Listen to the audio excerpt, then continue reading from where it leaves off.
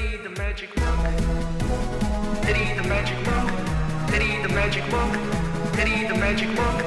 Hey guys, Eddie the Magic Monk here, continuing with another integration using partial fraction decomposition video, and this is not an easy problem. I've actually had to redo this a few times, do a bit of research to figure it out, so don't feel bad if you try to do it and it's bugging you. There's a lot of complicated stuff that you got to go through, so make sure you watch all my previous videos before attempting this one, otherwise you might get a little bit stuck. So how would you integrate something like this? Well, let's start off by getting rid of something here to make it slightly easier to do. Not a lot easier, but slightly easier, is I can see an x plus 2 in both the top, the numerator, and the denominator. So when you have that, you can simplify that a little bit. So it's just 24 over x plus 2 times x squared plus 2. Slightly easier. Okay, the second thing I want to do is split it up into two fractions. The first fraction will have x plus 2 on the bottom, and the second fraction will have x squared plus 2 on the bottom. So what will we put at the top? Well, normally we would just put a and b. Okay, but when you have a squared on the bottom of a fraction in the denominator, okay, a polynomial with a second degree polynomial. So in order to make this work on the top, you actually need to put in bx plus c. Okay, that is just the formula for how we would split up this fraction. Okay, you just have to bear with me to see the result before you ask why. So in order for us to keep going with this, we now need to combine these two fractions. So then I have on the bottom x plus 2 times x squared plus 2. And on the top, I just have the numerator times by the denominator on the other side, plus the numerator times by the denominator on the other side.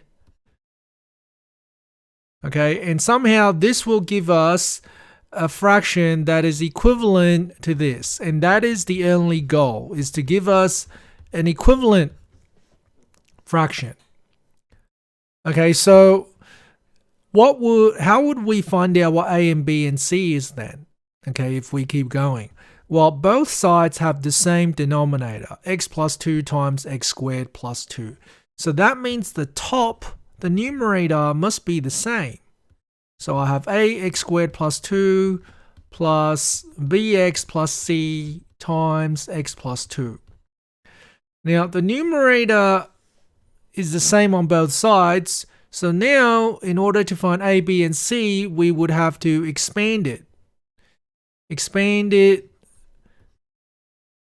just a simple expansion. So then I have ax squared plus 2a plus, then I have a quadratic expansion, bx squared plus 2bx plus cx plus 2c. Now I'm just going to rearrange the right hand side so that x squared is next to each other and x's are next to each other and the constants are next to each other. So I haven't changed anything in terms of its value. I've just rearranged them so they're still very equal. Okay, now on the left hand side, I'm just going to add 0x and 0x squared. Okay, so I haven't changed the value either. I've just added these in just to show you that if we're going to make, actually I forgot to copy down the x squared. If we're going to make the x squared parts of both sides equal, so I'm just going to look at the x squared parts equal, then the coefficient must be equal. So a plus b must equal 0 because we got ax squared plus bx squared. On the left-hand side, we have 0x squared. So that means a plus b must equal 0. Now let's look at the x's. So I have 2b plus c equals 0. And then let's look at the constants. 24, 2a plus 2c. So 2a plus 2c is 24. Okay, so now everything is taken care of. So now I can keep going. I have 3 equations and 3 unknowns, a, b, and c. So then I can solve them.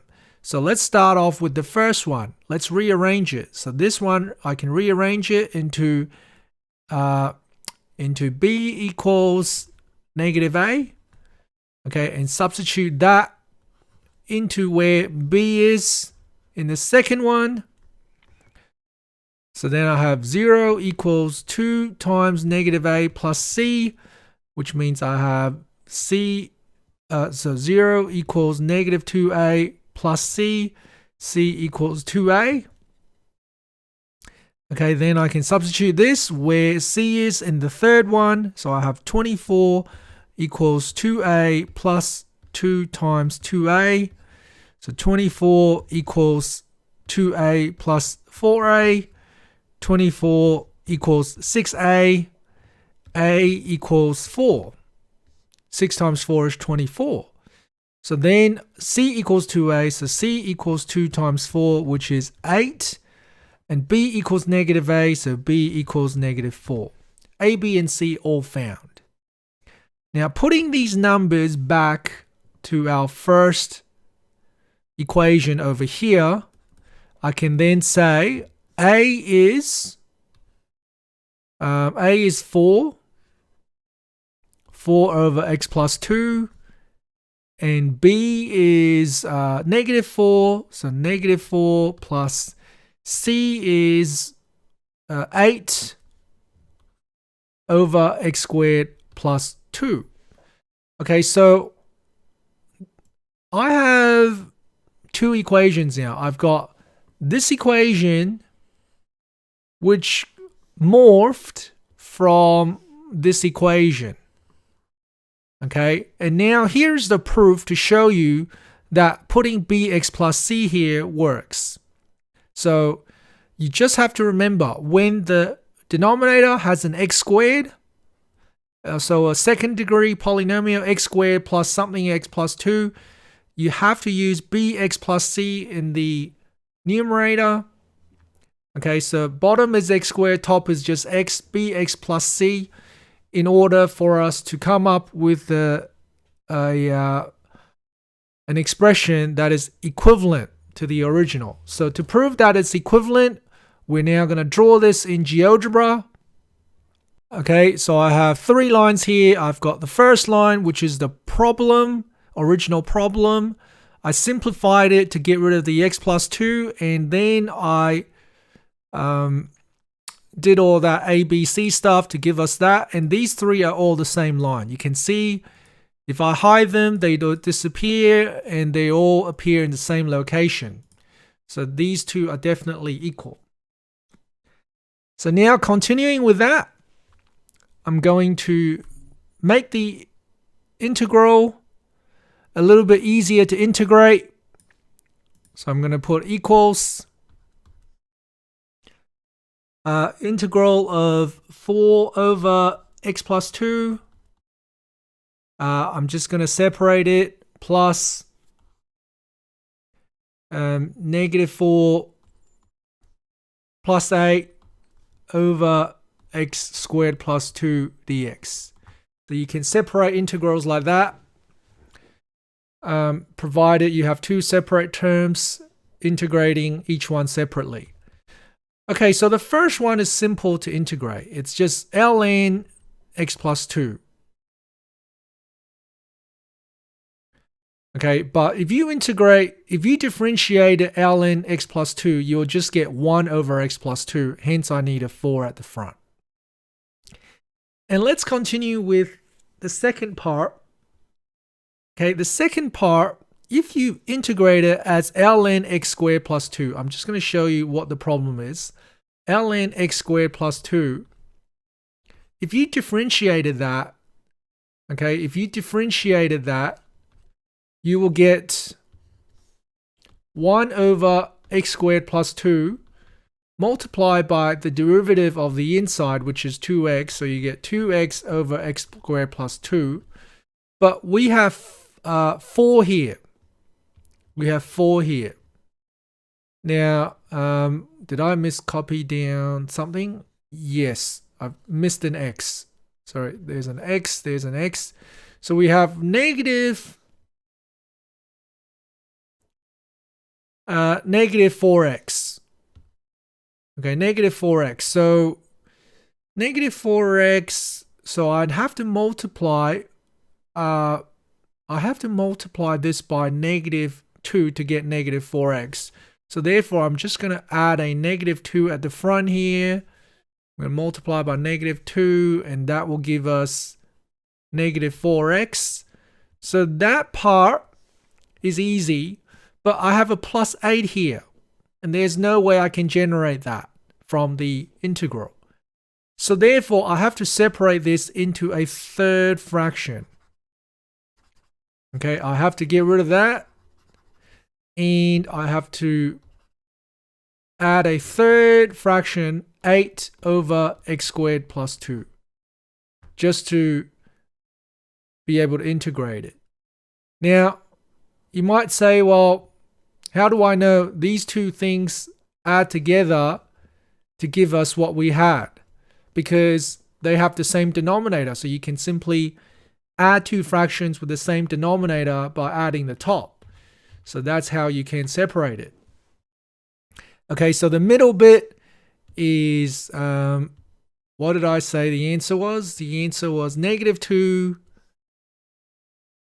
ln x squared plus 2. Okay, so the third part, actually, to integrate something like this, okay, you actually need to use a different formula. Okay, and this formula is basically another general formula that you can use to integrate. It's when you integrate 1 over x squared plus a squared, a being any number you want, the answer is actually 1 over a times inverse tan x over a plus c. So this is just the formula I'm guessing they'll provide you with in the test if they test you on this. But if they don't, you just have to memorize it. There's no easy way to derive it without a lot of proofs and working out and all that. So just keep this under your belt somehow. So you can see there's a 1 here. Now, in order to give us that 1, I'd have to take the 8 out to the front. So 8 is at the front, x squared plus 2 dx. So once we get it to that, a squared is 2, which means a is square root of 2. So if we keep going, it'll give us 8 times 1 over square root of 2 inverse tan x over square root of 2 plus c. Okay, so then I just want to simplify that really well before I keep going. So then I can put in here 8 over square root of 2 inverse tan x over square root of 2 plus c. And then if you don't like having a surd at the bottom of a fraction, you can multiply by the same denominator on both the top and the bottom. Okay, you're allowed to do that with surds. It'll stay equal. So square root of 2 times square root of 2 is 2. And 8 times square root of 2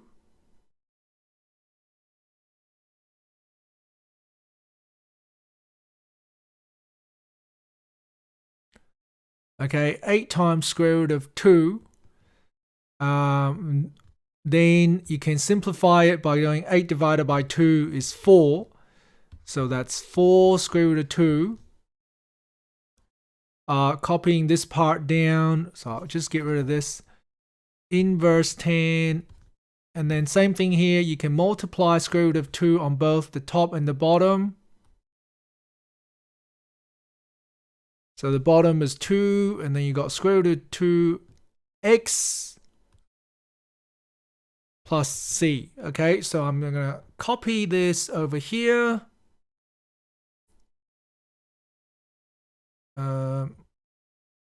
Copy this over. Where am I doing it? Where did I do it? Totally lost. Over here, yes. So what was it again? It was.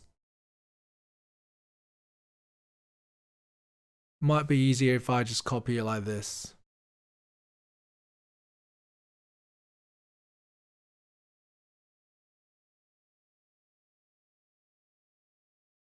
Over here. Okay, there it is. Now, in order to make it look slightly better, okay, your teacher might say something like, inside ln, they want to put in a absolute value, simply because just in case you provide a negative number inside the ln can't process that. It's got to be a positive number.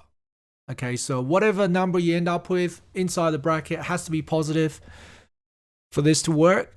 Plus, another thing is, instead of a plus, you might just put minus 2 ln x squared plus 2. Now, it's also possible that your teacher might want you to put the 2 inside the ln function in the power position. Using the log law, if you guys remember, log AB equals B log A. That's another simple log rule. And then we'll just copy this. This part here, I think it's pretty well simplified. Okay, so there it is. Final answer. The integral. The integral is this. Alright, thanks for watching, guys. See you next time. Thanks for watching, guys. See you next time.